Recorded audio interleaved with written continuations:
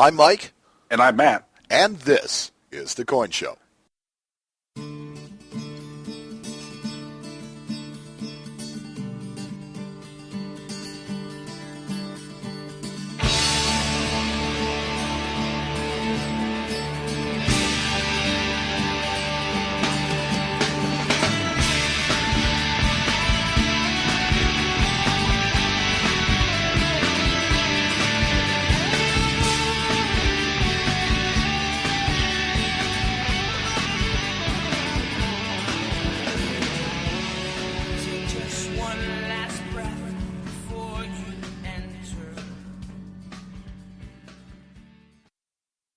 On this episode of The Coin Show, Matt does his first book review, giving us his take on a guidebook of Civil War tokens.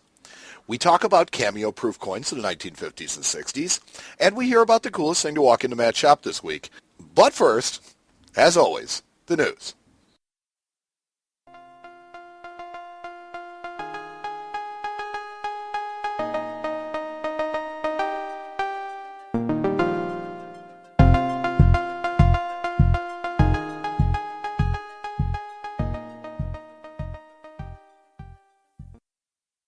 The news is brought to you by the American Numismatic Association. The National Money Show is coming to Atlanta Thursday, February 27th to Saturday, March 1st. Sign up today at nationalmoneyshow.com. Matt. Yes, sir. The U.S. Mint has announced that the 2014 Civil Rights Act of 1964, God, that's a really weird name for a coin. The 2014 Civil Rights Act of 1964 silver dollar will feature an enhanced proof finish. Oh, cool. Yeah. So they're running with it now. Well, they're doing something different, which is really cool. This is not an enhanced uncirculated finish. This is an enhanced proof finish. What's the difference? Basically, according to CoinNews.net, the Mint describes how the reverse or tail side of the coin is of enhanced proof quality with multiple finishes. The Mint notes that. Okay. The mirror flame is polished. The field under the flame uses a combination of light polishing and light laser frost texture. Interesting. The lettering and torch have a heavy laser frost texture. Texture. I'm having a hard time with that word. And the circular ring with text has an accenting polish.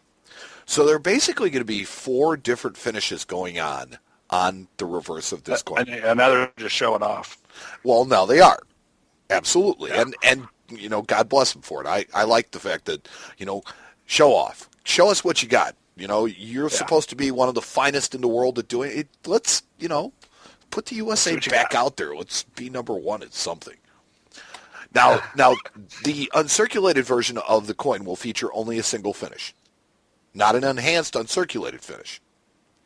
And now it would be just a regular flat matte, you know, the typical silver dollar, commemorative silver dollar finish, like you see on like the Marine Corps commem and, you know, all the ones that have been up to this point. But what I thought would be really cool would be a 2-coin set with an enhanced uncirculated and an enhanced proof. Yeah, that would be cool. Wouldn't that be cool? That would be neat. And knowing the Mint lately, they probably will do something like that. As we've said hundreds of times, U.S. Mint, I've got ideas. Just call me. Or even better, just email them, Mike at coinshowradio.com. Mike at coinshowradio.com is always open to you. Now, the 2013 W uncirculated American Silver Eagle is also sold out. Mm-hmm. Now, that's about time. The uncirculated one, the uncirculated one is the one that's sold by the Mint to actual collectors. So this is not the bullion version that, you know, you can get at coin shops like yours, fine ones like yours in Indiana. But this is the uncirculated one that you buy directly from the Mint that has the burnished finish and the W Mint mark. Comes in a fancy little box. Yes, and it looks like this year's mintage will be an all-time low. Okay, I guess I can't understand why, but... Well, if you look at the mintages for the W Mint uncirculated Eagles, they made them in 2006, 7, 8, 11, 12, and 13. Okay? The high water mark was 2007 at over 700,000 of them sold. Last year they sold 230,000 of them. This year, with the unaudited figures, are 196,578. Okay, so yeah. So it's a little bit lower vintage. When you think about it, last year was the lowest so far, because the lowest mintage before that was 400,000. So by half, last year was a low mintage. This year is even lower than 200,000. So Wow. I don't know how many people are collecting these or are including them as part of their Silver Eagle sets, but if the uncirculated or if the all-inclusive set is going to be your choice, there's only 196,000 of them now that can be completed. So, I was going to say, I guess that's how many people are putting together sets. well, apparently, there's at least that many people. I think that there's not room for a lot of speculators in a mintage that small. Yeah, that's probably true. Now, currently, the 2013 W Proof Silver American Eagle is sold out, but it's like we said, and like you said at the beginning, it's that time of year. It can still be purchased from the mint, however, in the 2013 Congratulations set, which is the birthday set. The birthday set has a Proof Silver Eagle, so you can still get it. But anytime you have a mintage low, I think that particularly in the short term at the end of the year, it tends to kick up interest. And so if you have a couple of these, now might be a good time to sell them and pick them back up later. When I agree. Anytime towards the end of the year, these things always tend to take a little jump. Yeah. And, so it's like you like to see this when you know about it before the end of the year so that you can take advantage and either move your coins or purchase them or whatever. Mm-hmm. The Ellen Wilson First Spouse Gold coin has been released. Too much fanfare, I'm quite sure. Yeah. We're getting into the 20th century now, aren't we? Yes. Ellen Wilson, Finally. wife of 28th President Woodrow Wilson, is responsible for the White House Rose Garden, which is a favorite site for presidential speeches. And the Rose Garden is the feature of the reverse of the Ellen Wilson coin. Interesting. Yeah. How cool. It's really a picture of it. It's got a lot of picture of the White House and then, a rose motif. Now, it's like, it amazes me that First Spouse gold coins aren't more popular. And I'm not talking about as collectibles. I'm talking about as half-ounce 9999 silver, 9999 gold coins. There's just not that many alternatives. The 1 ounce Buffalo seems to be pretty popular as bullion, doesn't it? Yeah. No, I agree. I guess it's just the premiums are still pretty high on these things compared to the Buffaloes. Okay. Because it's a half ounce, which I would think is a much, it's a more affordable size.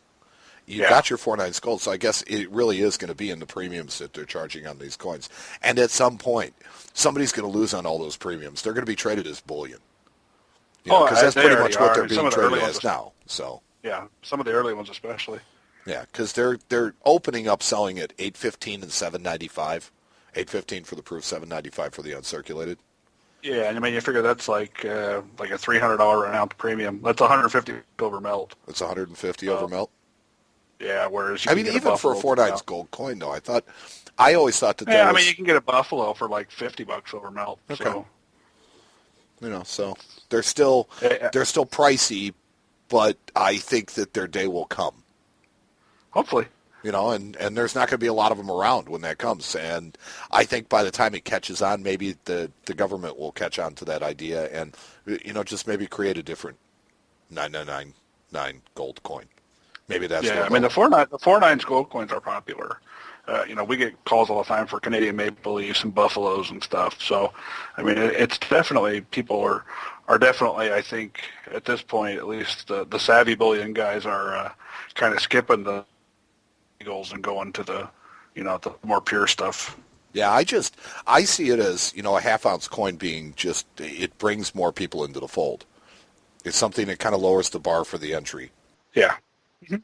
The designs for next year's, the 2014's First Spouse coins are all but decided. The CCAC, has voted on them, and CoinUpdate.com has posted pictures of them. Have you gotten a chance to see any of the new coins? I know you're just dying to find out what they look like. I just pulled them up right now. So okay, these are getting to be first ladies that I've heard of. We're getting into Eleanor Roosevelt. Maybe I'm just showing my age on that. They're probably they're probably still people that you've never heard of. But this I've year heard of it, but you've got Florence Harding. But unlike you, I didn't vote for their husbands. I didn't. So. No. The CCAC shows all of the design candidates as well as what their votes were. So if you'd like to go and see what next year's first spouse coins are going to look like, or what they could have looked like and didn't end up looking like, you can go to coinupdate.com and you can go and look at them there. Also in the news, Congress is debating a proposal for coins commemorating 100 years of Korean immigration into the U.S. Yes, that's right, man. They're debating a proposal commemorating 100 years of Korean immigration. Now, it's like, first off, my commentary on this, and I think that's maybe what Matt's laughing at. If this doesn't scream out, don't do it, I don't know what does. But the proposed law... Go ahead. No, I was just getting, there's people immigrate from all sorts of different countries all over the world and have been doing it for a long time and a lot longer. It's not the best part of it. Wait, the best part... Oh, I'm sorry. Well, here, I ask, why do we want to commemorate this? Because according to legislation in December 1902, 56 men, 21 women, and 25 children sailed aboard the SS Gaelic and landed in Honolulu, Hawaii, January 13th, 1903. So that would make 2018, which is what they're calling the coin for, the 115th anniversary. Now, they're saying this is a sad voyage. About 1 million Koreans have emigrated into the United States, but it's not even an anniversary year. I mean, that would have been 2002 or 2003. I just don't get this whole 182nd anniversary of the Marine Corps commemoration stuff. I don't understand what the idea is with commemorating something when it's not on an anniversary year, particularly when it's something that is as just, God, how do I want to put it? Uncommemorative? Well, no, it's just something as niche-oriented or something as obscure. Obscure is the word I'm looking at. Something as obscure as this. The proposal calls for only 20,000 $5 gold coins and only 10,000 silver dollars. Now, in contrast, last year's 5-star generals, were 100,000 gold coins and 500,000 silver dollars. Because that was kind of something worth commemorating. Well, so isn't even the legislation telling you that, I don't know, maybe the person who put forth the legislation is doing it to curry favor with somebody in his district? I don't know. Yeah. But 2018 has no other anniversaries to commemorate? Like 19. Oh yeah, there was this important one called the end of World War I. You have the end of World War I. The Illinois Bicentennial. Yeah. The great state I live in. How about 200 years of an unarmed U.S.-Canada border? That's there was the Fenian Rebellion. Well, you want to know what's funny is I thought it was somewhat ridiculous that I even went through and I listed some other things that happened either 100 or 200 years ago, like the 100th anniversary of Stars and Stripes, the military newspaper. Okay, that's a good one. Or the 100th anniversary of airmail stamps. Or the 100th anniversary of President Wilson making the first foreign visit as a president. 100 years of Ripley, believe it or not. 100 years of the Sedition Act, which was an act that made criticizing the federal government a criminal offense. I mean, it's like there are a million things that you can commemorate, and you've got to go on the 115th anniversary of Korean immigration? Yeah, I was going to say, and it would be the commemorative year for it. So right. I mean, can we not, look forward? Can we look at a calendar when we're proposing these commemorative programs and at least maybe get them? I think what's happening is they're being proposed in the anniversary years, and then they're not being made for 3 or 4 or 5 years. Yeah. And it's just a House resolution, so I'm not sure that it's going to get passed. I sincerely doubt this. Well, I'm actually hoping that this does not get passed because, I just don't see a reason to make 20,000 gold coins and 10,000 silver dollars. That if there's that little interest from the introductory legislation, why bother? I mean, really, seriously, are we really in need of that? And lastly, and hopefully on a better note, Our friends to the North America's hat. The Royal Canadian Mint is offering holiday-themed coins. Oh, so they're kind of like they're kind of making like bullion rounds now almost. This is what this reminds me of. Yeah, they kind of are. I mean, but these are legal tender, government-issued coins. You know, they're using the gem technology that they have. They're using the enamel technology that they have, and they're creating things. And you know what? One word for you: seniorage. Yeah. You know, sell these things. It's like they go to the Royal Canadian Mint website and you look at some of these, and they're selling them for, geez, how much are they selling for now? They're probably pretty expensive. $114.95. Jesus. You know, for a 1 ounce gold, or for a 1 ounce $20 silver snowflake coin that's got a small gem in the middle. $114.95 for the holiday wreath fine silver coin. Wow, that's a lot. $149.95 for the colorful Christmas candy cane and poinsettias and the star and the, you know. I mean, they're cool looking coins. Honestly, I say that, you know, as long as they keep selling out of these things, I keep wouldn't, making them. Yeah, I wouldn't touch them. Yeah. Now, let's see. They also have a 50-cent 3D snowman coin that has a 3D snowman, and it's copper nickel. So if you want that one, you only have to pay $30 for it. I'm sorry. Wow. Hey, but you know what? If they sell them, more power to them. Absolutely. You know, half-ounce silver coin, $39.95 for the half-ounce silver series. Now, it has no That's enamel. not too bad. It has no jewels on it, or it's not bedazzled or anything else. But that's a good way to put it. yeah. But it's, you know, they're nice looking coins, and you know, I mean, let's face it, people want to buy a lot of precious metal at this time of year. Yeah. I think, you know, you always see at this time of year, you see a bump in Silver Eagle sales, Gold Eagle sales, all these things for IRAs. You see a bump in general in people wanting to buy precious metal to give as gifts for the holidays. And here comes the Royal Canadian Mint at Christmas time going, hey boys, got all these really cool coins. Yeah, I think they're gearing those towards the non-coin collector / gift giver. You know what? They're selling a ton of them. And that's awesome. Good for them. That's right, and that's what it's all about. You can find these and other news stories from the coin world on our website at coinshowradio.com. Just click on News on the top bar for our RSS news feed. If you've never experienced the National Money Show before, you can do so for free when the ANA brings its annual Midwinter Show to Atlanta, February 27th through March 1st. Admission is free on the final day of the show, Saturday, March 1st. Parking at the convention center is free. Come take a free class on coin collecting basics and walk the bourse floor, where some 600 dealers are standing by and ready to sell. That sounds like a big pile of free to me. It's a big pile of free. There are also free activities for the kids in the Kids Zone, world-class collector exhibits, and much, much more. Learn more at nationalmoneyshow.com.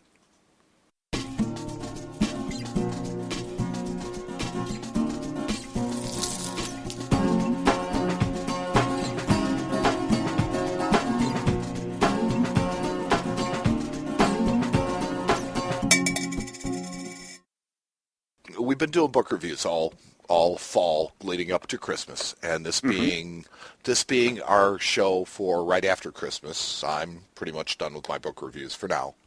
That's not a threat. And I'll, you know, kind of come in with them a little bit here and there. It'll be more of a mixed thing. We'll get hot and heavy into them again next year. But sure. You know, in some of the books that I was going through, I came across something that I thought was fascinating, but I knew nothing about. And so it was my turn to pass off the torch to somebody who actually I thought could do service to the subject. Because, you know, for me to read a book on something, you know, it's really great if I get something out of it. But if I don't know the importance or the important parts of what I learned, I don't think that it makes for as good a recommendation.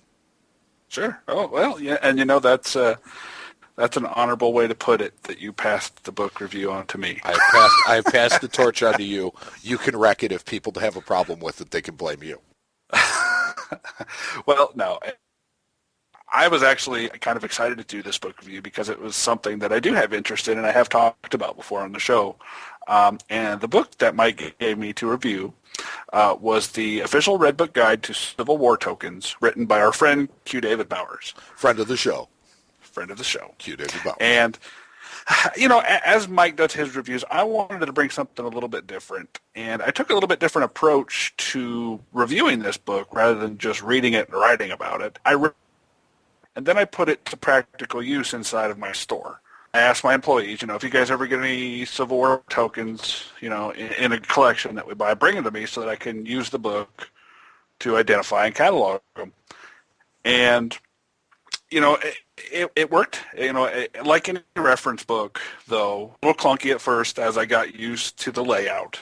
Now, the book has a section on patriotic dies towards the front, which were dies that could be used by anybody. As long as you ordered the certain die, you could have that put on your coin. And these are kind of, you see them all over the country. So they list the different dies, the patriotic dies in the front, and then towards the middle and the back of the book, you get the state-by-state dies, which this would be the merchants that were actually issuing the dies. Okay, now let me ask you a question, because yes, sir. I don't want to interrupt this, but you're talking about patriotic dies. So yes. they're going to be the dies that have a resemblance to actual U.S. coinage, to actual die designs that are in current use?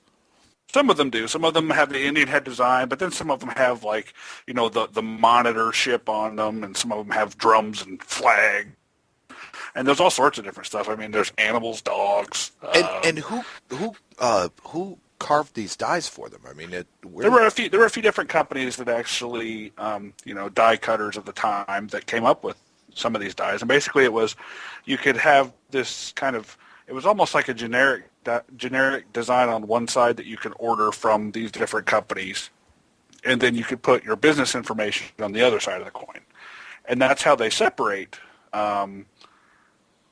Civil War tokens. They actually, the different sides of the coins have different numbers. So the patriotic dies have one set of numbers, and then the state-issued or merchant dies have another set of numbers. So they're cataloged almost like, you're talking numbers, they'd be almost like Overton numbers are for Camp Bust halves? Kind of, sort of, but that particular cataloging actually does both sides of the coin, whereas you think about it in this particular way, you have the obverse side has one number and the reverse side has another, and you can have different combinations of these. And so the marriages are important as well. The marriages are important due to rarity of certain marriages, and it's all talked about in the book, actually. They go state by state, listing all the merchants known. They also give a rarity scale, so they tell you if your token is an R1, which is really common, or an R8 or 9, which is really rare. And they do give actually some limited pricing information, which I think they show in VG, VF, and uncirculated, different pricing. Now, the book was just over 400 pages. It's a pretty thick book.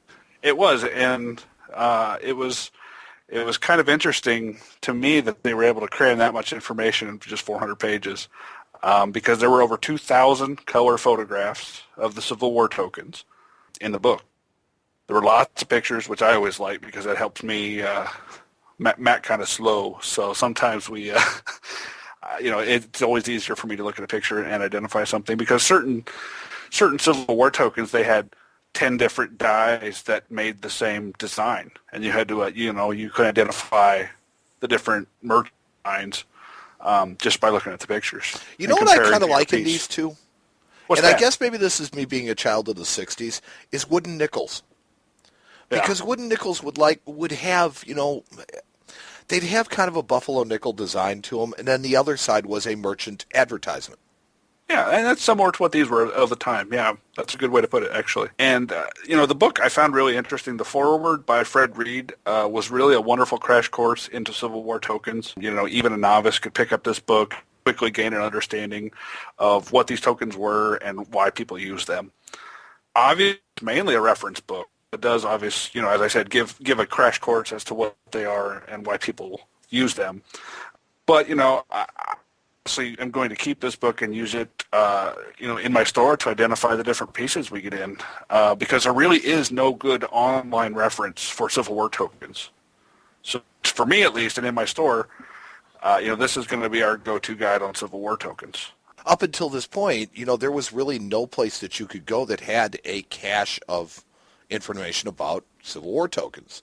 I mean, they found a niche that just didn't exist in a reference world, and they filled it. There's an out-of-print guide. I think it's the Flud, F-L-U-D, or it was a gentleman that cataloged them, back in the 60s or 70s, and it was just an out-of-date guide, and there weren't a lot of pictures. So it really was a subject that, needs updating and brought back to the forefront again for people that are collectors to have a book that they can use as a go-to guide. Now, it really, as I said, this thing fills a hole in my library because before this book, the last book was pretty much mostly text, and it is a lot harder to identify pieces by just text. Yes, and the pictures, to their credit, are almost all color. Yes, and they're all the colors. coins are in beautiful condition. This is, it comes from the Red Book series, so it's an official guidebook, which is written by Q. David Bowers and was published by Whitman. And that whole series, that covers the Morgan dollars, they cover Shield and Liberty Head Nickels, Flying Eagle Cents, all that. Just about everything. Right. You look at those books, and they're all pretty much about 200 pages. And then all of a sudden you see the Civil War token book, and it's like, twice as thick as all the rest of them. And the amount of information in it is just, it's just overwhelming is what it can be. And the way that they break it down so that they organize it to where you can actually find these things and look them up. Yeah. I think just in the patriotic die section, there's over 1,500 different dies listed with pictures. So, if that gives you an idea of the kind of material that you're looking at here, it's definitely something that if you're interested in Civil War tokens, definitely a book you need to check out.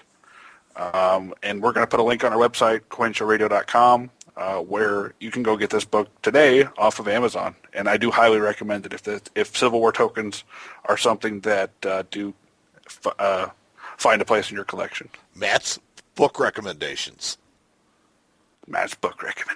I like that.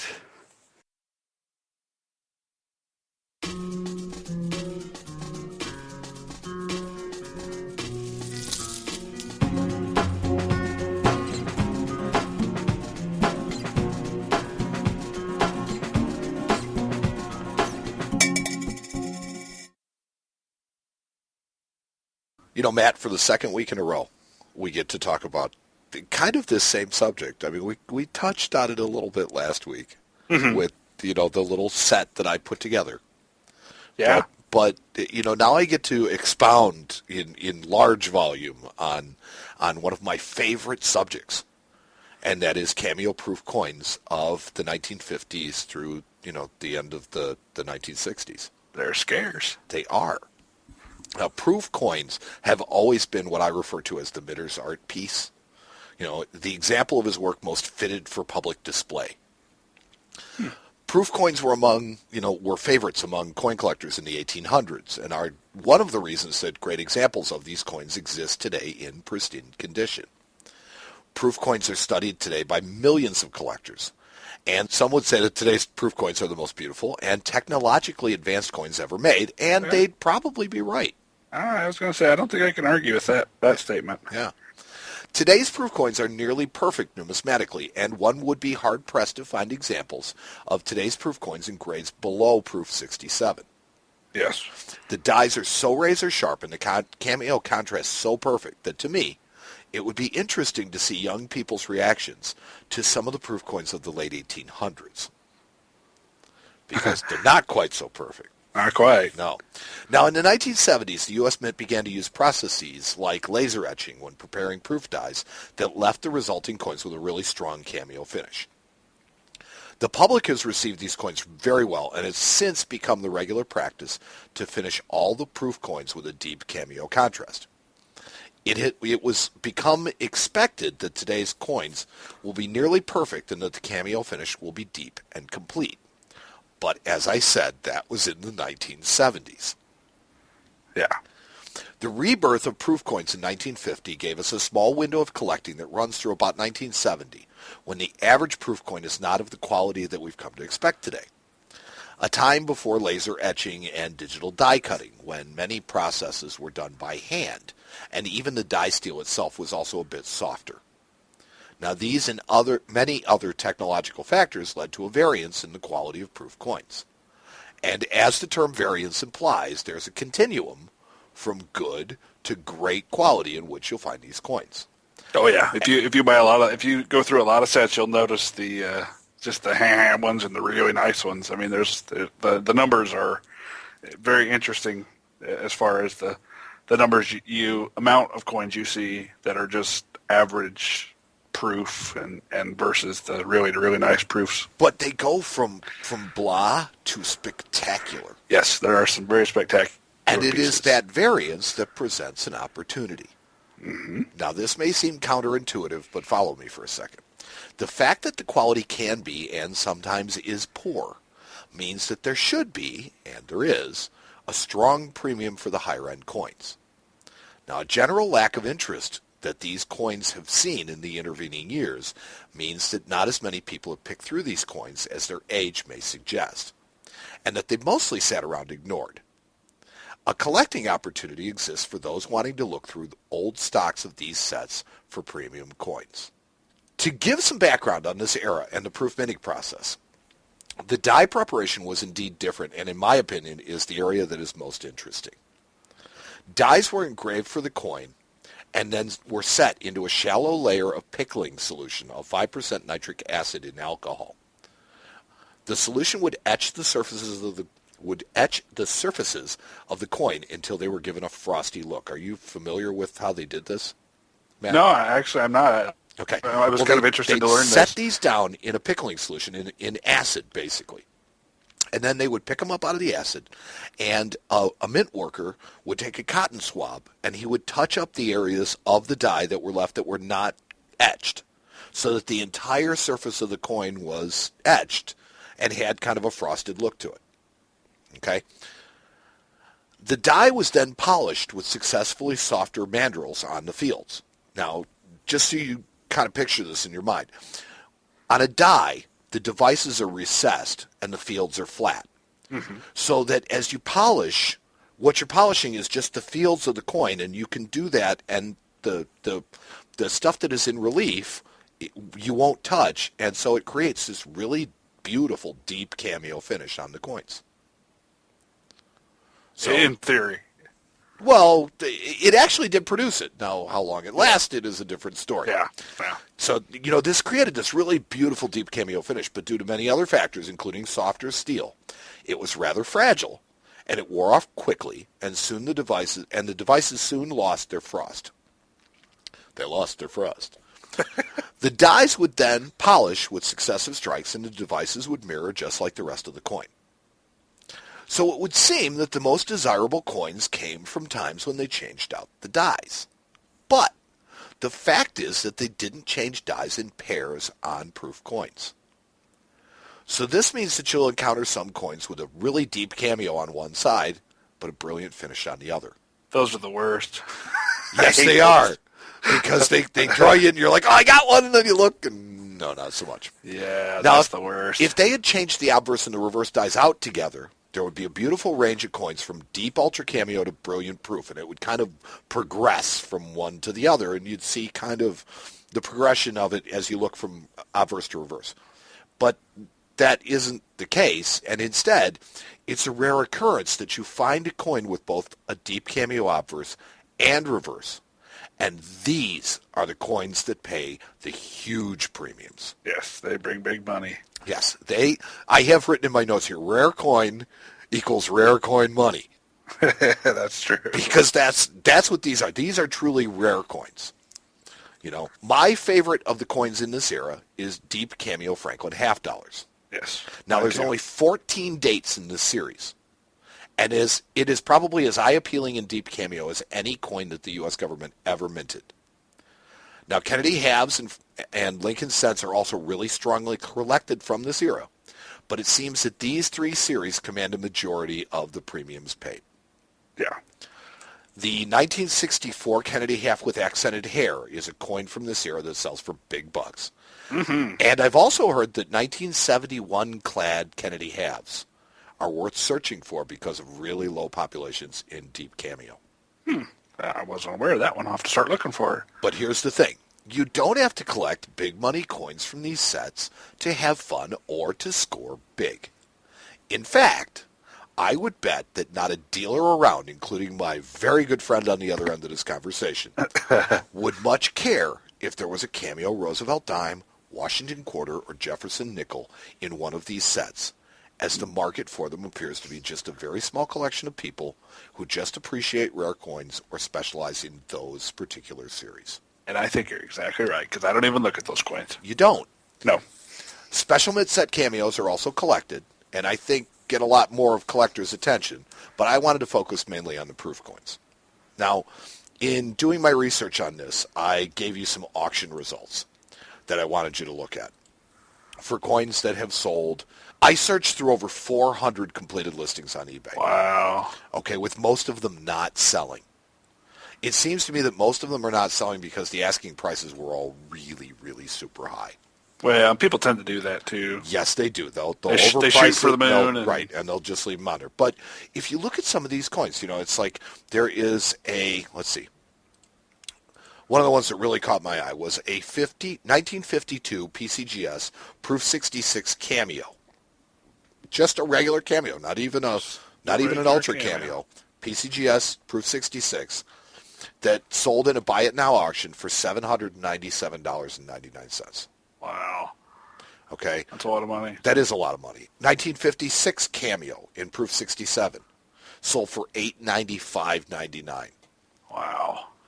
And my favorite year, 1962, you have a regular Cameo selling for $104.99 and an Ultra Cameo selling for $272.99 in Proof 67. And these were all halves, right? And these are all Franklin halves. Now, it's like the sets themselves cost what? $20? Or less. Or less. And it was just a matter of somebody, looking through these and trying to find really super high-grade coins. I know I do. Yes, absolutely. And there's some real things to be found in there. Like, for example, there was a 63 Proof Franklin half in PCGS Proof 68 Deep Cameo. Oh, man. $785 it sold for. Yep, that's a big one. Or 63 Proof 68 Deep Cam CAC certified green bean, $985.50. And this came out of a set that if you are diligent enough, you can buy through your local coin shop or coin show for $20 or less. Or less. Obviously, they're not going to be in every set, but if you take the time to look through them, there are enough of them. You can find them. And people were selling those sets for melt 2 years ago.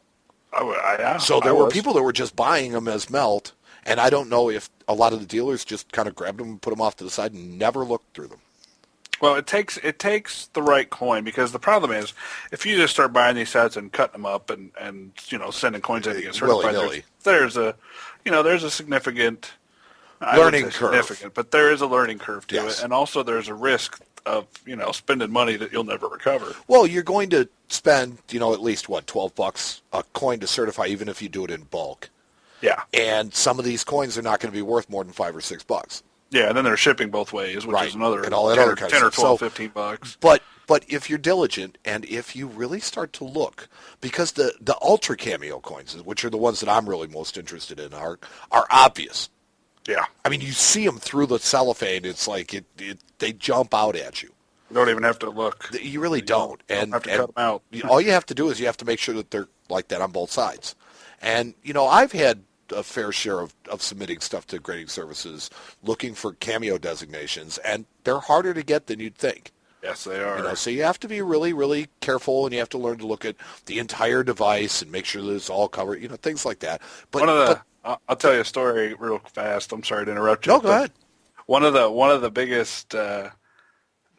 biggest hits I had out of one of these sets was I had picked a Cameo Proof 1964 accented hair and the coin certified Proof 69 Cameo, and sold, I think, for just a little short of $2,000. I was going to say that's a big money coin. Yeah, it blew my mind. But those coins are out there, so they're out there, and they're in average proof sets. That all you have to do is find a dealer And there are plenty of them out there that just don't care about these coins or about these proof sets, and, start looking through their sets and start, thumbing through them. And I don't know if I'd consider that cherry picking. I mean, I guess it is, but it's definitely something that you can do. So, overall, I would say that for the price of a flat pack proof set from the 50s or 60s, you could potentially score really big and find some really high-end coins where nobody's looking. And that's always, in my opinion, the best place to look. Hey, everybody likes making money. Yes. You introduce me to somebody that doesn't like making money, and I'll call them a liar to their face. Just saying. Just saying. You can find and appreciate a coin that was made when proof coins weren't clones, when the process was less precise and its result was less exact. You can learn a lot about the process of making proof coins and how different it is today and why. I mean, think about it. These were the coins that the minters were proud of, the showpieces. And that's going to be some pretty cool stuff. Mm-hmm. I agree completely. Actually, this is, for me, we were talking before the show a little, this is about as modern as I get when it comes to coins, but I do have great appreciation for I'm surprised you even care about these. I mean, well, I've had success in the past. Yeah, so. You've seen the light of the dollar signs. I forgot. Yes, there's money in it. There is. So and now you got Mad Sears perked up. Not all that drives me, but it helps.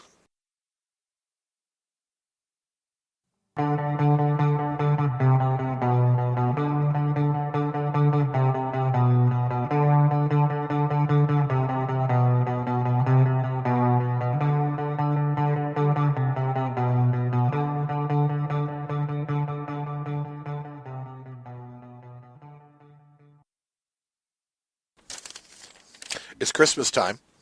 Yes, it is. And I'm always curious as to what walks in this time in particular of year, because we are busy. Yeah, you guys get real busy this time of year, and this is the time of year when people are buying and selling for all the wrong reasons. Well, that's true, unfortunately. But it's good that they have people like you that they can depend on. Well, and actually, this story is kind of, you'll find it pretty interesting. But I'm glad that this couple came to me instead of somebody else, because it could have ended a heck of a lot worse for them. So yeah. Here's the story of Matt Saves the Day. Well, I don't like to toot my own horn a lot, but this one I did save the day for these folks. Well, that's good. The coolest thing this week is actually just a Morgan dollar. And it was a 1903 S Morgan dollar in a PCGS MS63 holder, which for any of you out there that collect Morgan dollars, you know that this is an uber tough coin in mint state. Okay, I was going to say. 63. Okay, because it's like the date that always sticks out to me is the 030, not the 03S. The 030 is scarce in all grades. This coin is scarce in high grade. Well, the Very, 030 very was scarce. only scarce until the GSA cord, and then all of a sudden they found all these 030s, just bags of them. Yeah, and the coin went from being like uber pricey in every condition to being like uncirculated. It was the same in good as it wasn't uncirculated. Yeah, that's exactly right. But this coin, they didn't find any of in that hoard. And the story behind this coin, actually, I think is even more interesting than the coin. We had a couple that came in the store, and they had a coin collection that they had inherited, and they knew some about it, but not quite. They had done some homework about some of the coins, but like most people, they kind of got confused rather quickly and ran into lack of free information available on the internet. Free good information. That is. There's plenty of free information on the internet. It's just So they handed me a handful of silver dollars, and these were all certified by PCGS, and I think there was about 10 or 12 total. And as I started going through the coins, the first one was a common date MS65. We paid $100 for it. We sell them for $120 or so. And about 4 or 5 coins in, I found a 94S in MS62, which it's about an $800 coin. And they had a little sticker on the back that they thought, they saw somewhere that it might be worth $900 to $1,000, which is right on the money. I think I did pay them $800 for it. And I kept going a little more, and one of the coins I got to was this particular coin, 1903S MS63, and this, like the other coin had actually I think it had a receipt where the gentleman had purchased it originally. This coin had nothing on it, no sticker, no receipt that it came with, and this coin on a retail basis is worth. Now, is this coin is slabbed? This coin is certified. Yep, just a nice white example MS63. It's got some ticks and hits on the face, but other than that, it's graded correctly, and it was a nice coin. And on a retail basis, this coin I think is worth north of $5,000. Wow. So, they had no idea that this coin. I looked at the lady and I said, you're going to really like me today. And she said, why? And I said to her, I said, ma'am, I pay you $4,500 for this coin. And she turned white. She turned white and almost fell over. So it was a fun day. It was worth more than the rest of the stuff that she brought in combined. Yeah, I think so. I think that little pile of silver dollars that they had, because there were a couple other dates in there that were a little better. There was an 1886 O in MS62, which is like a $1,600 or $1,700 coin. All stack of silver dollars ended up being around $12,000. Jeez. So they were happy. And almost half of it was in this one coin. Yeah. You know what Bowers says about the 1903S in his guidebook to silver or Morgan silver dollars? He says, if you can afford it, an MS63 coin handpicked for quality is well worth owning. Yeah. Straight from the mouth of Q. David Bowers. Yeah. I mean, they're scarce as heck. And I was just absolutely, when I had to kind of do a double take when I looked at the slab. I said, well, this is an 03S, because, I figured it was an 030, like, most of the 03s. Yeah, like I would have expected. Yeah, and I flipped it over, and it sure was. So now, do you have dedicated followings of Morgan dollar collectors? I do have a few. The good part about Morgans is everybody and their mother loves them. So I can put a coin like that online, and it'll sell real quick. I must be nobody's mother, because I must be the only person on the planet that doesn't like Morgan dollars. I think you are. I think I am. I think you are. And how I got stuck with you, I will never know. I have no idea. But no, I know how. I was the first one to ask. Funny story, but that's true. Yes, it is. So that was, it's been a really busy week, and we had a lot of cool stuff come in. But that story kind of stuck out to me as being, A, it was a neat story, but B, the coin was actually, the rarest coin that walked in the store. Probably by far. Yeah, and so, wait a minute, because you haven't told me what the end determination of this is going to be. Is it going to be case candy, or do you have some home already in mind for it? It's one of those coins that it may go on eBay for a little while and see what happens there, because they're actually, that is one of the places that the heavy-duty dollar guys will look at. Big audience. May go in exactly. It may go in the case for a while at a little bit lesser price because I don't have to pay the fees. There are a lot of options with a coin like that, just because it's, simply is a rare coin that right guy sees it, he will buy it. Yeah, absolutely. 1903S Morgan dollar business strike mintage 1.241 million coins. Yep. And it is estimated population in MS63 1,500 to 3,000 total coins. Yeah, I think PCGS is graded something like 250 MS63s. Wow. That's just and I guess finding them in grades above that are just. I think the top pop is like a 67, but that's like a $200,000. I was going to say that has to be a cornerstone coin on which like the Reed Hahn collection would be. Yeah. We call those wonder coins. Wonder coins. So it was. I was just happy that once again to be able to handle a nice rare coin.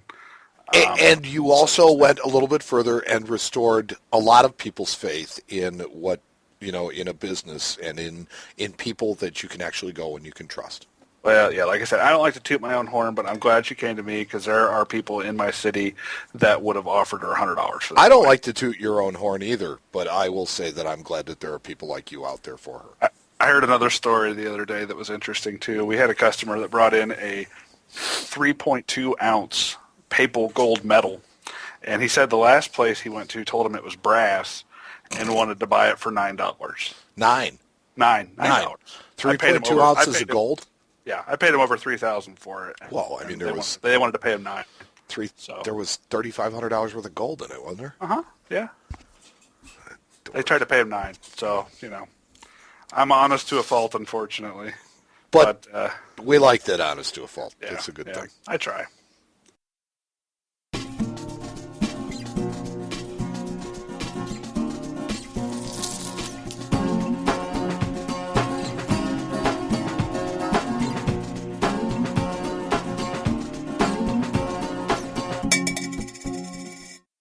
We would like to thank our contributors, the Facebook friends, Twitter followers, people who wrote to ask questions or in some other way inspired us.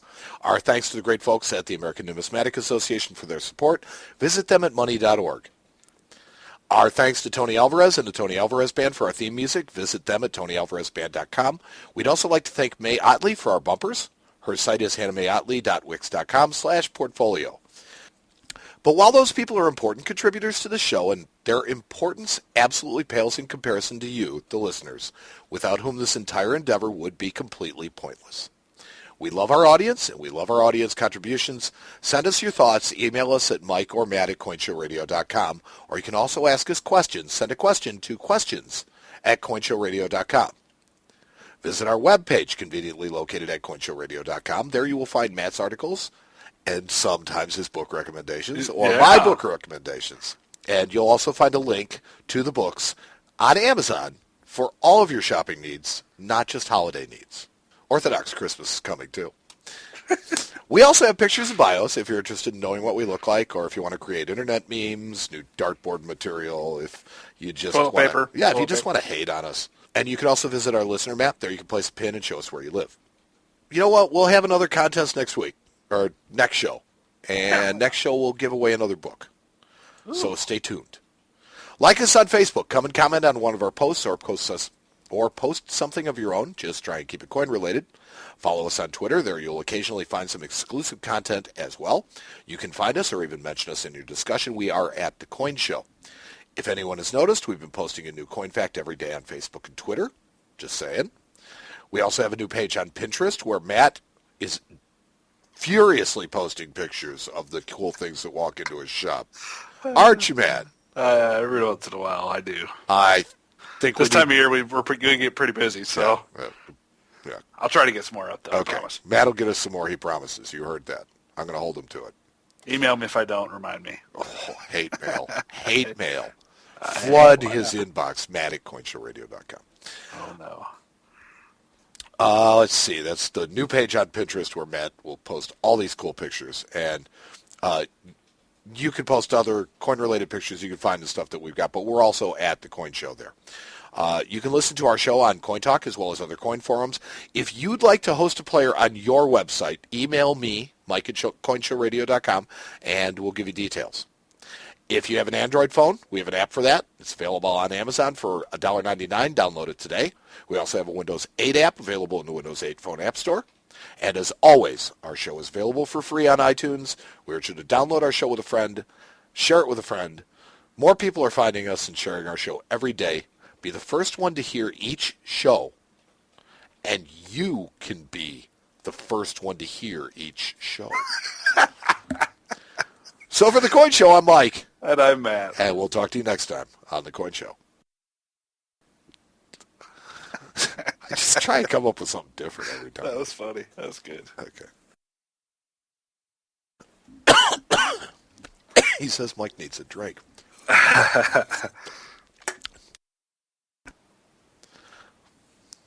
cannot spell premium. I don't know why.